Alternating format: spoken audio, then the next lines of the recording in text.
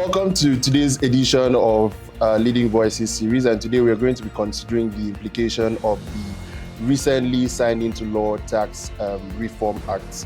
My name is William Umoh, the Legislative Reform Analyst with the Nigerian Center for Legislative Reforms and Economic Development. And with us today we have Mr.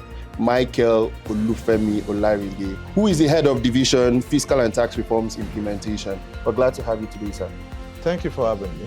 With the recent enacted tax reform laws, which have now been signed into law and now fully operational as it was slated for 1st of January 2026, we now have the formerly known Federal Inland Revenue Service, now known as the Nigerian Revenue Service. So my first question, sir, is with the establishment of the Nigerian Revenue Service, can you provide a clear overview of what the Nigerian Service's core functions as outlined in the Act is? And also, how are these reforms targeted at strengthening the Nigerian tax administration system?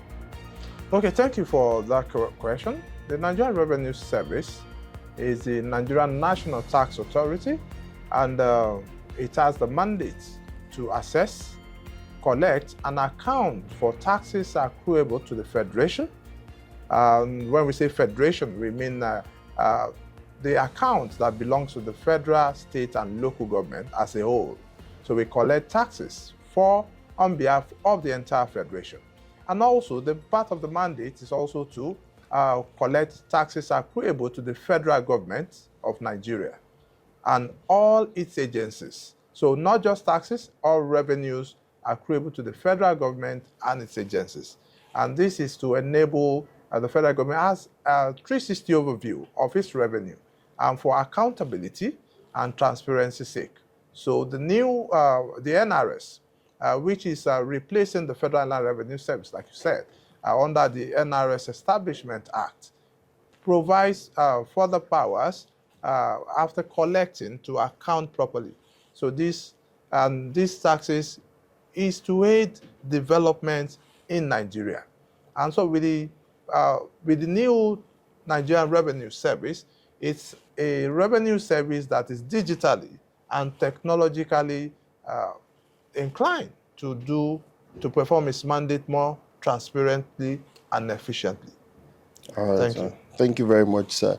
So I'll come back to the part of the taxes being targeted at enhancing development in Nigeria. But before then, you mentioned that the new scope or purview of the Nigerian Revenue Service is now to collect tax for the Federation, which now covers the federal, state, and local government. So now that brings me to the question of, so being the key achievement of the 2025 tax reforms, that's the aspect of consolidating multiple tax laws into a unified framework. Can you clearly tell us how this is going to affect businesses, and does it actually mean that state and local governments won't be taxing businesses any longer as we formerly had? Okay, so the Tax Reform Act 2025 did not come to override the Constitution, because the Constitution provides for what we call fiscal federalism, which means that the federal, state, and local governments have powers to generate revenue within their jurisdiction. And now, based on the provision of the Constitution, which gives some what we call exclusive legislative right, the taxes collected at the national level will not stop that of state or local government. However, what it has done is to harmonize the rules so that we have a common standard of revenue and tax administration in Nigeria. And at the national level, when I said it has Nigerian Revenue Service collects taxes for the Federation, does not mean we collect all the taxes accruable to state and local government. However, the taxes that the Nigerian Revenue Service collects belongs to both the federal, state, and local governments. So the exclusive power that's been given to the federal government does not mean the taxes or revenue they collect belongs to federal government. No. Okay. Also, the state and local governments still have the power to generate revenue within their jurisdiction. So the harmonization has not taken away that power. However, in the spirit of harmonization, both the state and local government have now come under an umbrella under the Joint Revenue Board to also harmonize the numbers of taxes collected at those levels. So it could streamline tax collection for the taxpayers. So it makes things easy for taxpayers. We're collecting fewer taxes and make it more efficient even for the tax system. So in terms of harmonization, the harmonization have not taken away the powers to administer taxes across the subnationals. Okay, that's very interesting and very clear. All right, sir. You mentioned earlier that the new tax reform is actually digitally and technologically driven. So my question is, how will the mandatory digital filing and real-time reporting requirements affect small and medium-sized enterprises, particularly those without robust IT infrastructure? And what support is the Nigerian Revenue Service planning to offer for a smooth transition and to help avoid penalties? Okay.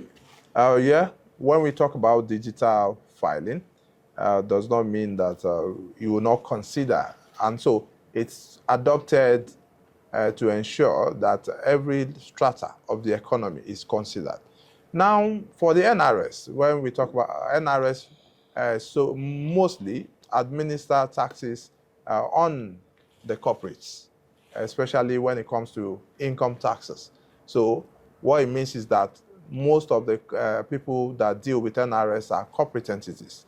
But nevertheless, we believe that there are small businesses too in corporates, which the law has even given a threshold of 100 million.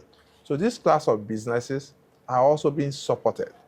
So everyone conducts a self-assessment filing. However, which means they have to go online themselves and file their returns. But what the NRS have been doing is to create what we call self-service centers in our tax offices and also assisted centers. So you can go to one NRS office, you find digital systems, that's computers, where a small business can use to file their returns when it is due. Or they can also find persons that can assist them in filing those returns. And also when you talk about returns, because before you file, you must have also provided documents. The law also prescribes that the relevant tax authority can prescribe simple filing documentation for SMEs. So it could be in place of a form where they just fill in information. Aside that, we also have the presumptive tax regime, which is also for the informal economy. So they could also provide some forms to just fill in their information and making things easy. Everything is digitized this day, and just with a few punching of numbers, the filings are actualized. We also have mobile-enabled filing system, forms. So with a click of the mobile application, which we believe that many people in business already have, they can file their returns. That's a very interesting development. Thank you very much for taking your time to explain that. You're welcome. Now, just flowing from there, you've made reference to the informal economy. You've made reference to certain businesses who can approach or come to the NRS office and then get to assess the help or support being provided by the NRS. Now, coming from the perspective of a lawyer, I understand the part that a couple of clients or people, or businesses particularly, we usually find it difficult understanding what portion of their income should go in as tax or how to go about the filing process. Some of them even find it difficult to understand. So there's the tax promax system, there's formerly the JTB, the Joint Tax Board numbers that was being given a spin. So there are several confusions prior to the enactment and assent of the act. So my question is, while some businesses in Nigeria struggle to understand key tax issues like computation, filing deadlines, which is also particularly important, and determining taxable revenue portions.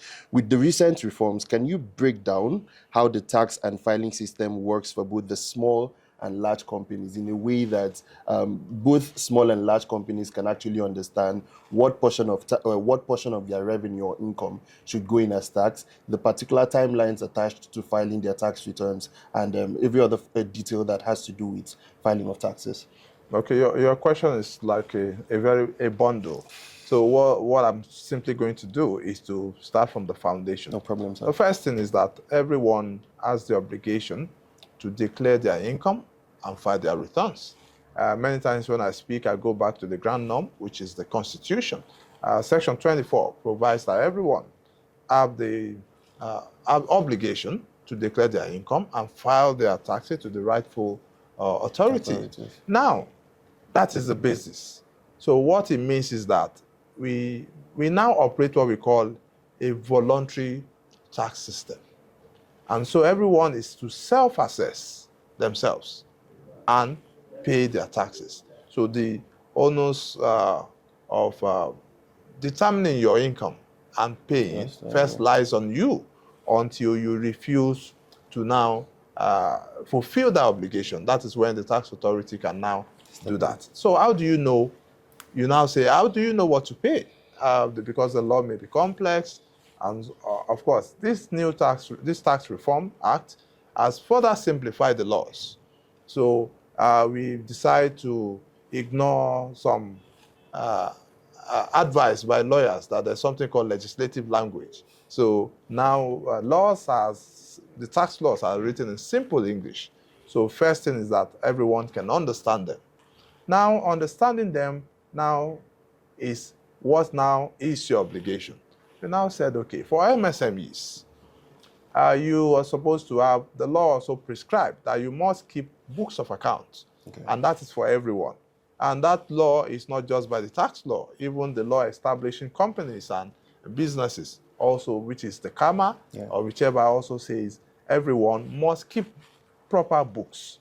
Now, flowing from the keeping of proper books is where you now see what constitutes income. Now, from that income, the law now prescribes, depending on what class of business it is.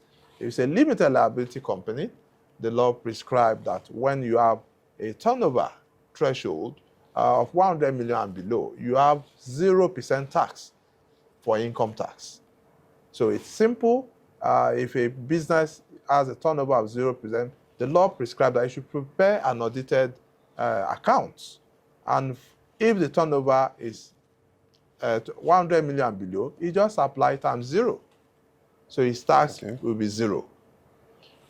Before then, he can claim some incentives in the law. We have things like incentives around depreciation of his asset, which is called capital allowance. So he can reduce the value of the asset. And this reduction in value reduces the taxes, the profit of such company, and reduce the taxes. Also, you can claim other incentive within the industry in place. If it's an agricultural industry, you can claim some tax holiday for 5 years. You can, if it's in the priority sector, you can apply for what we call the economic development income tax incentives. And when you have all these incentives, it helps reduces the tax burden. But if it's a small business, yes, you will have this credit which they can carry forward as they grow.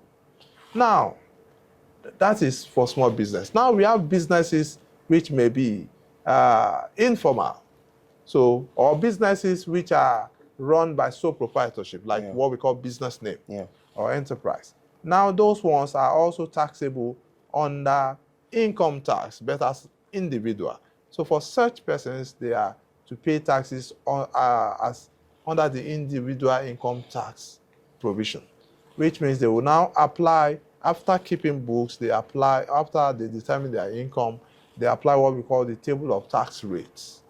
And the first taxable income is charged at 0, first 800,000 taxable income is charged at 0% for such business. While they move to the graduated to progressive rates. After 800,000, you now move to the next 2.2 million, which charge at 15%, and moving on. So that is how businesses are taxed. Now, going to large business. Large business also follow what I've said. If a large business keeps its audited book of account and they have what we call taxable income, and arriving at taxable income, they will also claim all the incentives and the law and the rest. Then a tax rate of 30% is applied on large business. This rate is, we are expecting that the president can change that rate within even the year as soon as it feels is due. Right. So that is how these taxes, companies All right, sir. apply their taxes. All Thank right, you. so just to clarify that, it means that the timeline or duration for filing of the taxes has to be annually. Okay, so the timeline is annually. So what the law prescribes is that for every business, you have what we call the accounting period. The accounting period is a period of 1 year, or as the business may choose.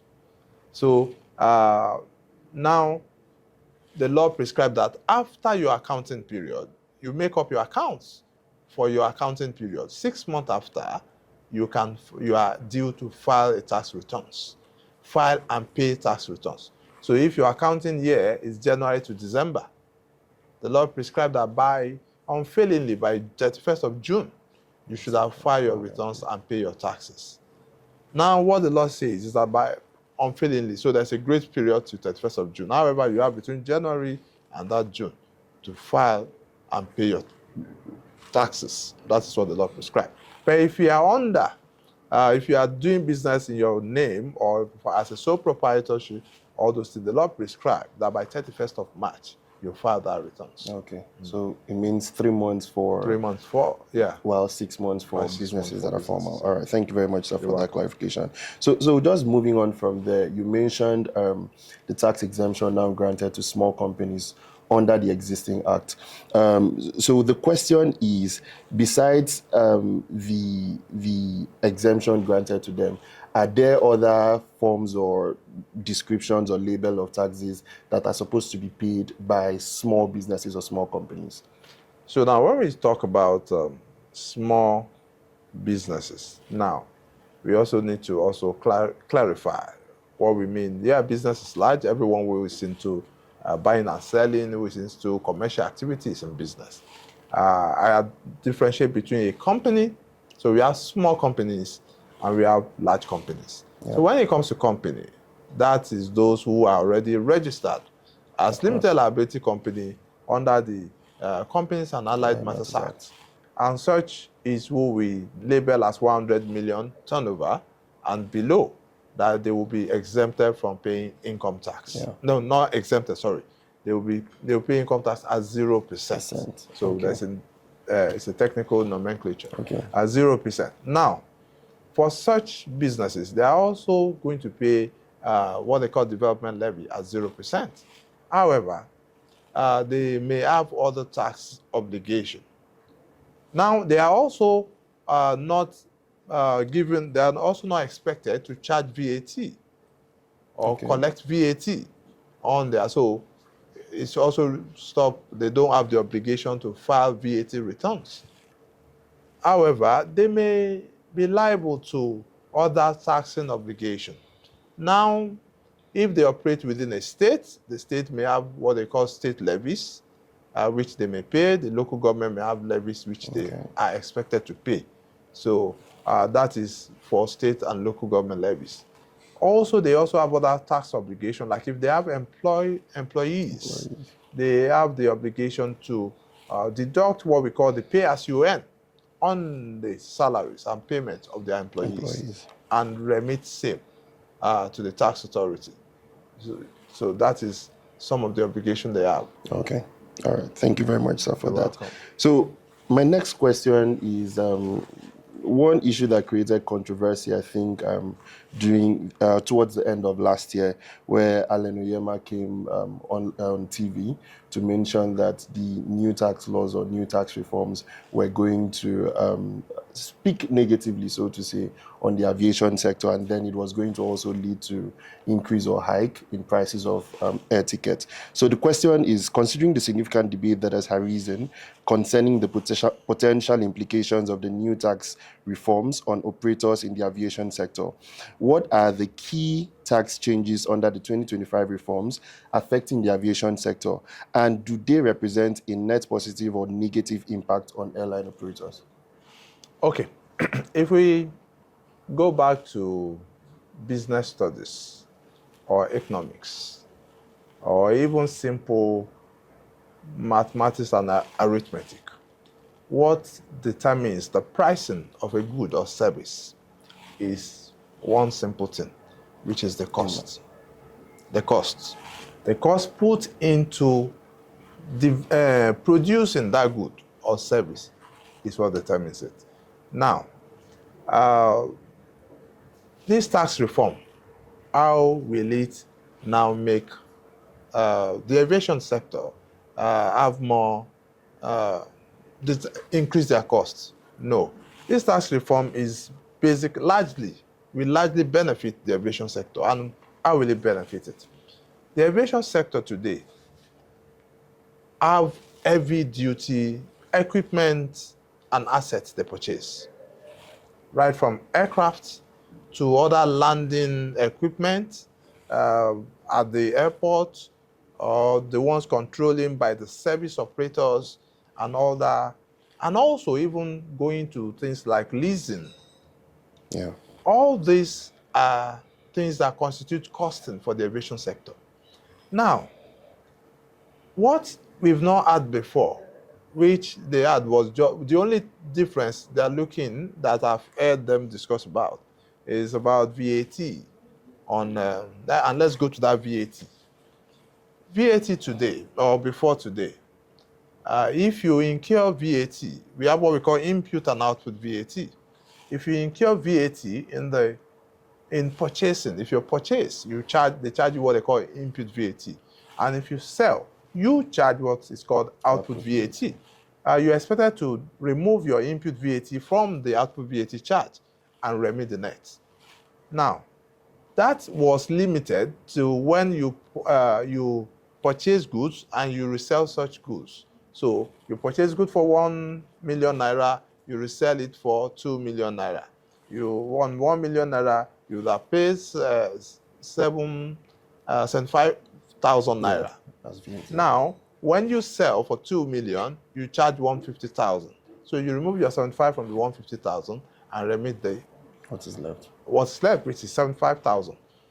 Now, if you are into service industry, like the aviation industry, if you purchase any good, you purchase any service, and you charge VAT, let's say you purchase, should I say aircraft?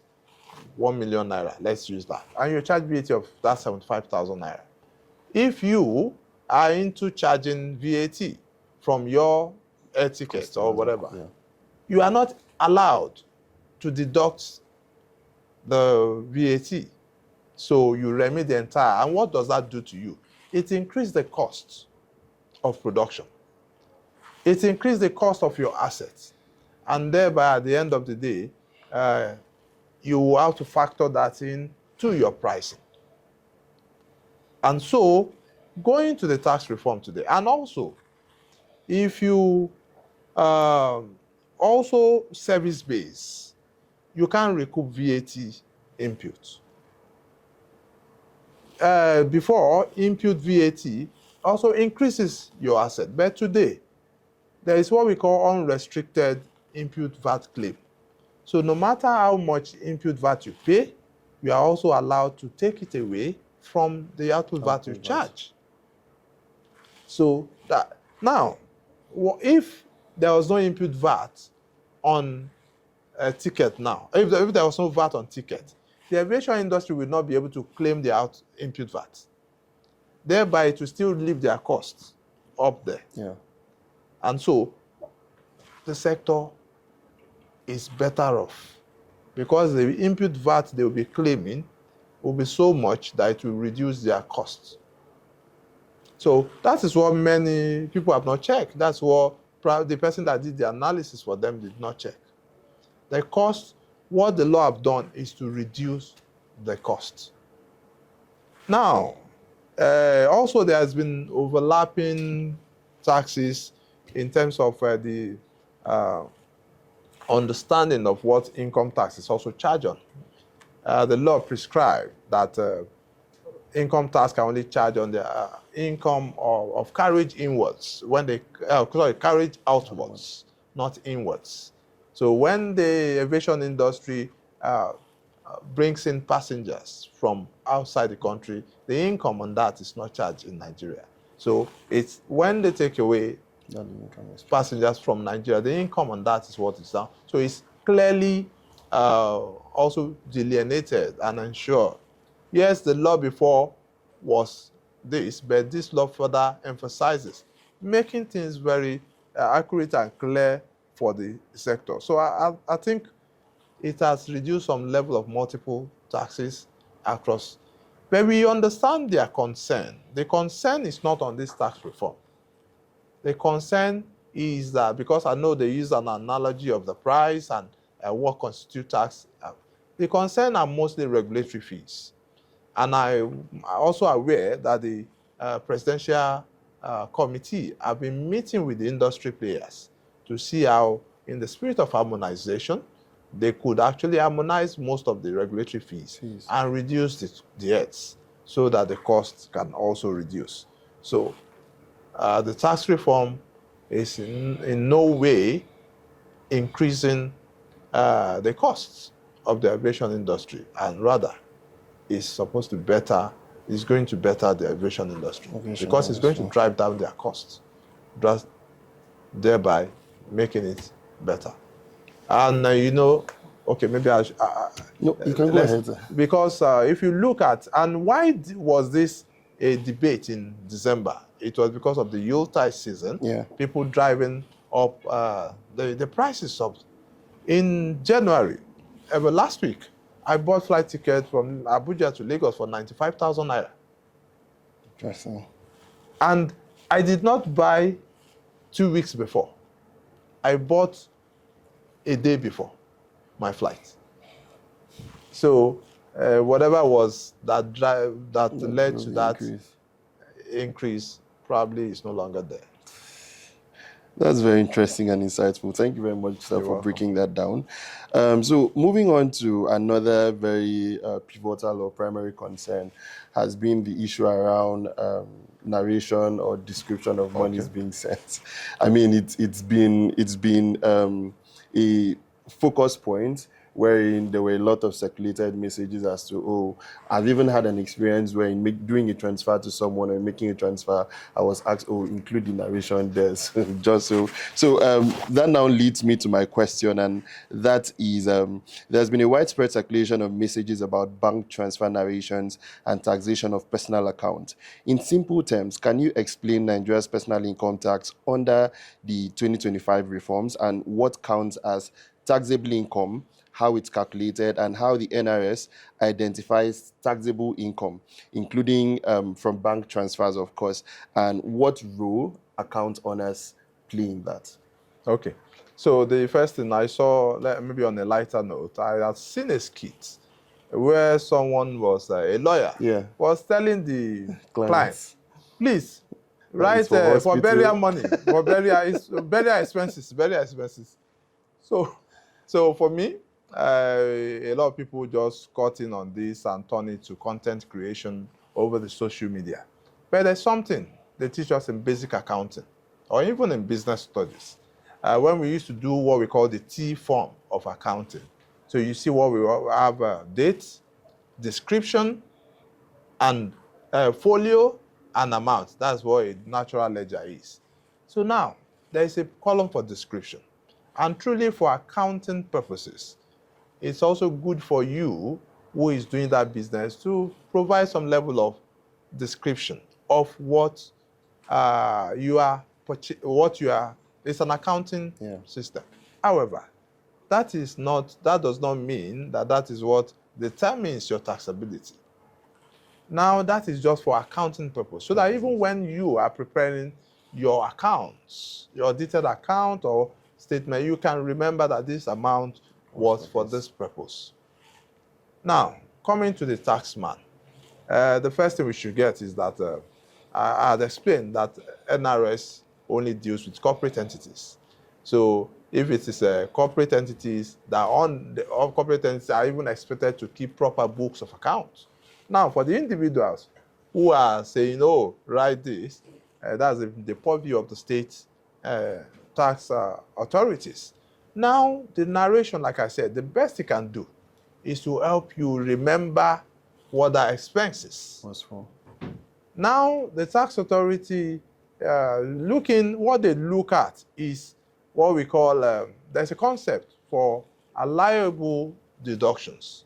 And that allowable deduction only applies also to corporate entities and individual in business who are allowed to take deductions. Now, what they will ask you for is that, is this expense, is it only to the generation of your taxable income, or is it exclusive to the generation of taxable income? That's what they will look for when you are trying to take such expense before it is taxable. That is it. And again, they will also look at the materiality of the amount. How much is it? So if you say let's say you are an individual whose business, which turnover is around the neighborhood of, okay, let me say an individual. Like an individual now, they don't allow expense. They don't allow expense. So no matter the narration you do, except you are in business. If you are in business, yes, the expense will be allowed. But if you are in employment, it doesn't matter. It's your employment income that will be taxed. And so if your employment income has been taxed, no matter what you do on your narration, nobody taxes it again. Okay. Except you are in business. If you are in business, you are allowed to take expenses. And it's for you to be able to explain the kind of expense that is reducing your tax. What they will use that to do probably is, where you have not provided enough information, they can ask for your bank statement. And you now start saying, okay, this is what I did. And it's to also help you explain it. It's not for them to, so that's what I expect. So by and large, what the taxman checks is where they seize anything that is ambiguous in your tax returns. That is where they start querying the amount. So it's not every amount you send that they need. But like I said, there's no big deal. There's nothing wrong in you putting narration. So if you're a lawyer and we are seeing burial expenses in your business account, even the taxman will not even listen to you, because your business account cannot be doing burial expenses, except it's your individual account. So a company, let's say you run a small business, and you write there, burial expenses. The taxman will not even answer you, because as a company account, what is burial? Are you an undertaker? Or do you do morgue services? If that's your business, yes, it will be an allowable expense. So also your business will determine the expense you are supposed to incur too. So those are things that are clear in taxation and even in accounting. Thank you. All right, that's very interesting and insightful. And that brings me to my next question. And I mean, this is also a question of concern, because prior to the ascent of the tax reform laws or tax reform act, there were several concerns when the tax reforms were actually being rumored. And of course, some of the issues that went around was the personal income tax and all of that.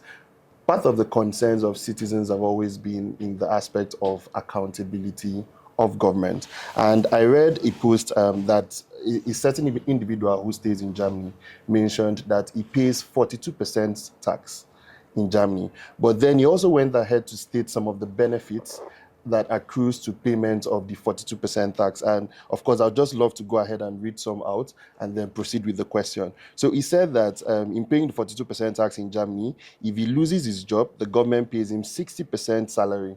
60% of the salary, and also helps or facilitates him in getting a new job. He also mentioned that he has access to 3 years of leave if he has a baby, with a percentage of his salary being paid to him until he gets to resume.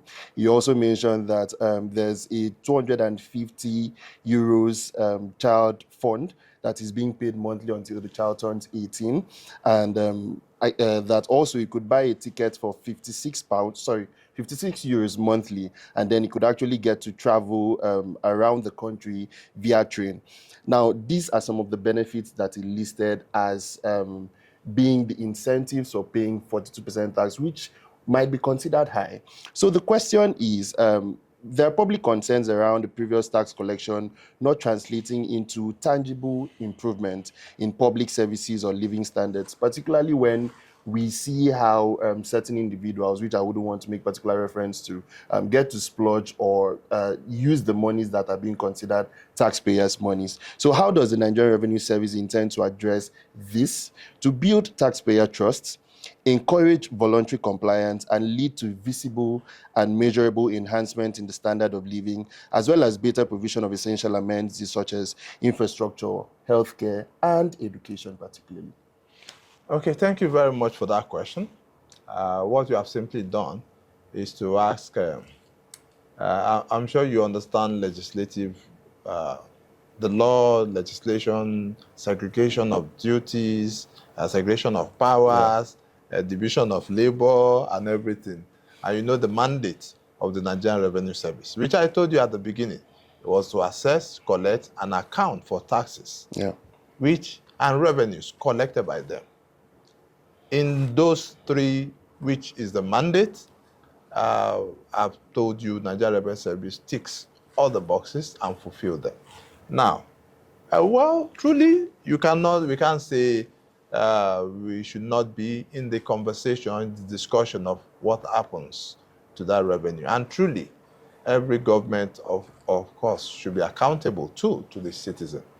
Now, and truly, I always say that Nigerians cannot say, they can't see what government is doing with the revenue, but they can rather say they believe it is not enough. Properly utilized. And like Oliver Twist always say, we will ask for more. Yeah. And that more made now is because we need it. Now, if people now start comparing, we need to now look at the case of chicken and the egg. Which one comes first? Will you rather pay 42? Are you willing to pay 42% first? Then expect government to give you this, because I know that's what is done in Germany. Like I said, the citizens are compelled to pay that 42% first, and there's enough money for government to do what they do. Yes, and truly it should be. Our tax rate in Nigeria is not close to that 42% at all. In fact, an average man does not pay up to 20%. An average Nigerian does not pay up to 20%. The top headline rate is 25 now, and that's for people who have income in excess of 50 million naira. Okay. So are we saying that our tax rate is too low for development or to get those things we are saying? But I agree that government needs to do more with even the little we are collecting. For the NRS, what we continue to do is also to advocate good governance and advocate for accountability. So as we collect the taxes and we give it to government, we also continue to advocate that, okay, government, and every time those taxes are shared, every month, we know about the Federation Account Allocation, a committee that shares taxes on a monthly basis. And don't forget that these taxes are also shared across the Federation for the federal, state, and local governments. And so most of this money goes down to the subnationals. So aside from Nigerians looking at NRS or looking at the federal government, they also have the honors to go back even to the grassroots, to the states, to the local government, even to the legislators who have an oversight of all these bodies. So truly, we continue to advocate. The best we can do as NRS is to advocate for good governance across all the levels that share in the revenue that we collect. And that's the best we can do. Okay, so just to piggyback on that or pick up from what you said. So if the primary responsibility of the NRS will be to advocate, considering that they are the bodies directly involved in the collection of taxes, how does that help to build the trust of citizens in even paying these taxes? So for NRS, again, like I said, our job is to assess, collect, and account for those revenue. Yes, we continue, and tax collection, tax revenue are not secret. It's something we show every time when FAC is there. You always see everybody, you always see the amount being mentioned at FAC. Nigeria Federation shares 5 trillion naira this month. So the accounting has been done. The second part of it is now okay. When it's shared, they will say each state or so state collects this. If you go to the Ministry of Finance or the FAC portion of the website, you also see how much went to different states. If you also go to the NBS, you see the data disaggregated into how much was collected from VAT, from income tax was shared, and all those things. I believe that's the best the NRS can do to show its level of transparency and accountability. Now, that is the realm. For me, I used to tell people that you are now moving from the realm of administration to governance. So when you start asking NRS to be the one that will now show what government is doing with the money, the best NRS can do is to, and truly, show the ones that we can see, the one we know. Many times we can support government in advocating for that, for good governance. But how to spend the money, it's tough because it's even beyond the federal government, how to spend the money. And that is because of the fiscal federalism we operate. Powers have been devolved to a lot of subnationals, and so resources has also been shared down to them. So that is some of the, we know it's a dilemma for NRS because it's you the people see. Sure. But we know that it's a governance issue. All right, thank you very much for the detailed explanation. So the belief is that the tax reform is actually aimed at driving or boosting economic growth and development. So for foreign investors and multinational companies looking at Nigeria, looking at investing in Nigeria, what specific incentives in the 2025 reforms, such as tax credits for research, development, or job creation, make Nigeria positioned as an attractive country for such investments? Okay, even the fact that we have a simplified tax regime, harmonized tax regime, we have a new reform, makes it attractive for foreign investment. Yes, we know where we are coming from before, fragmented system, a complicated system, multiplicity of taxes, and this has now been looked into and harmonized. And I'm sure if you ask people who are investing in recent time, they can tell you that this provides them with a stable, the reform provides them stability. So them investing their income, their money, ensures them that, the economy, the tax system is good enough, is transparent, and they can work on it. You know, tax also, most of the rules we are now providing makes tax neutral. So tax is not an additional cost to business investment. Those are things people look at. So you are now going to be taxed based on your prosperity. So if you are prospering in business, that is when you think about taxes. If you're still struggling, most of the provisions in the law are now geared towards not taxing capital. So if you remember the president in his speech when he was giving the presidential committee the mandate, he said that we want you to develop a tax system that taxes prosperity and not poverty, and the tax system that taxes the fruit and not the seed. So what it means is that it guarantees businesses that when you bring in capital into Nigeria, your capital will not diminish. Rather, only your profits or returns will be taxed. So when it's time to move your capital, you still have your money. And mostly you would have also made returns before leaving. So the fact that businesses have that assurance, or foreign businesses have that assurance that their income, their capital will not diminish, is enough for them. And all the other returns will be. And let's look at some other incentives that the law has provided for. So government is also looking at also prioritizing some sectors that will aid development. Like you said, that the tax reform is about economic growth and not about revenue.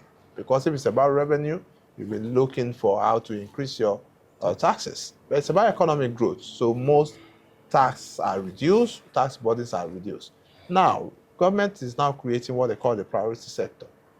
Priority sector is looking at the sectors that could boost the economy and giving them what we call economic development income tax incentive. So they could have a 5-year tax credit on investment that they put into the economy. And so this can stay for 5 years. And if they reinvest such money, they can also get an extra 5 years, which they can carry forward for every 5 years too. So many businesses can even have as much as almost recouping that credit for as much as 10 to 20 years in business. And so there are all the forms of incentives. The way people claim capital allowance before is now simplified. You do on a straight line method. So making it simple for people to even calculate their incentives. So things like that are in the reforms to make it easy and make it stable. Unrestricted input VAT claim that I explained earlier is also a major thing in our tax system that has been different from what the rest of the world do when it comes to VAT.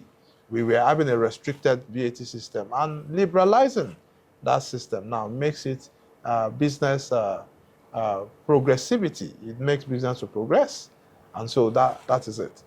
So that helps to also encourage foreign investment into Nigeria.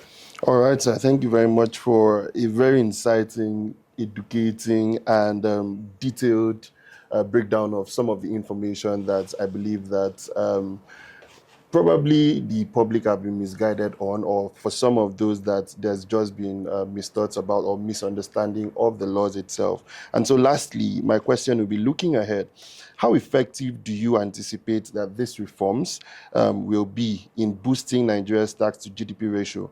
And what collaborative efforts between the NRS, businesses, and citizens are needed to ensure sustainable implementation without stifling innovation? Okay, thank you very much. Yes, it will definitely boost tax to GDP ratio, because the goal is not about higher taxes. The growth is about enhancing compliance. Better compliance, we believe, a wider tax base. Better compliance brings wider tax base.